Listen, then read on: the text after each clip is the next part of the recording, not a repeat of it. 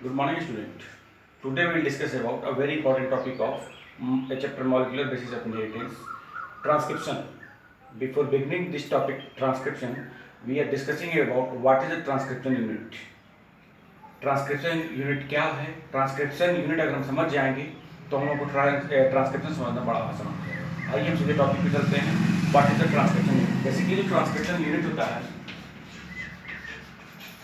Transcription unit होता है,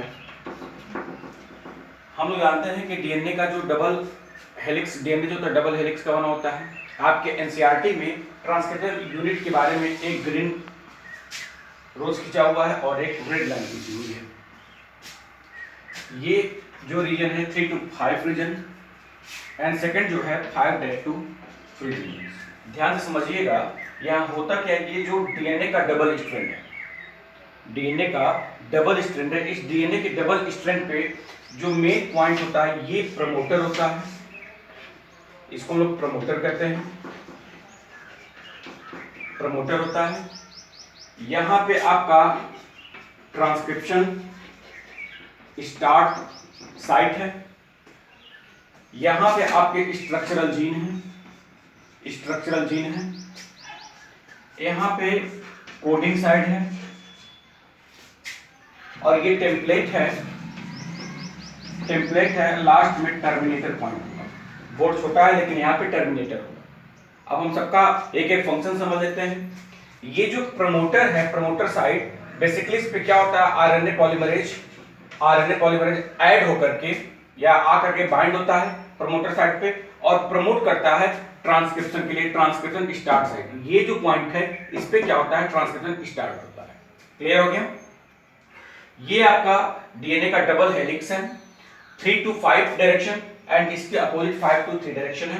इसमें क्या होता है, जो स्टेप इन्वॉल्व है, ये promoter, transcription start site, structural gene, ये आपका टेम्पलेट रीजन और ये आपका, तो इस तरह से ये सारी चीजें होती हैं। पहली चीज तो क्लियर हो गई होंगी। यहाँ से ट्रांसक्रिप्शन स्टार्ट हो गया। अब ये जो कह रहा है स्ट्रक्चरल जीन्स, यहाँ ये समझने वाली बात है कि ये जो स्ट्रैंड है ये आरएनए का फॉर्मेशन करता है। ट्रांसक्रिप्शन का मतलब क्या होता है,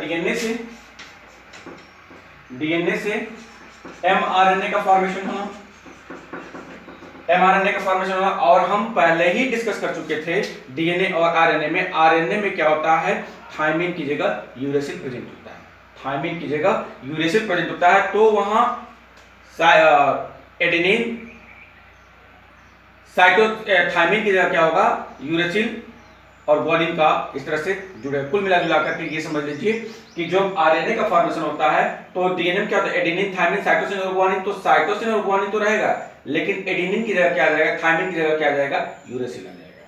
तो यहाँ पे एमआरएनए का फॉर्मेशन होता है। ये आपका प्रोमोटिंग साइट है, प्रमोटर साइट है, जहाँ पे आरएनए बाइंड होता है, ट्रांसक्रिप्शन स्टार्ट होता है। ट्रांसक्रिप्शन का मतलब क्या होता है कि एमआरएनए का फॉर्मेशन होना। तो ये एमआरएनए का फॉर्मेशन शुरू हो जाएगा कहां से, स्ट्रक्चरल जीन्स पे। और ये टेम्पलेट है। टेम्पलेट क्या करता है, ये डीएनए का वो, ये पैरेंटल डीएनए का वो सरफेस है जो आरएनए के फॉर्मेशन में एक सरफेस कवर करता है। नीचे जो दिया हुआ है ये क्या है, कोडिंग स्ट्रैंड। कोडिंग स्ट्रैंड क्या करता है, ये कंप्लीमेंट्री होता है डीएनए का, तो इसमें कोई ज्यादा बेसिक चीजें नहीं होती। ये सेम जैसा यहाँ स्ट्रक्चरल का कोडिंग होगा सेम वैसा ही होता चला जाता है। बस ये ध्यान में रखिएगा कि अगर यहाँ यूरेसिल रहेगा तो यूरेसिल का फॉर्मेशन यहाँ भी होगा। Thank you. 4 मिनट। 4 मिनट हो गए।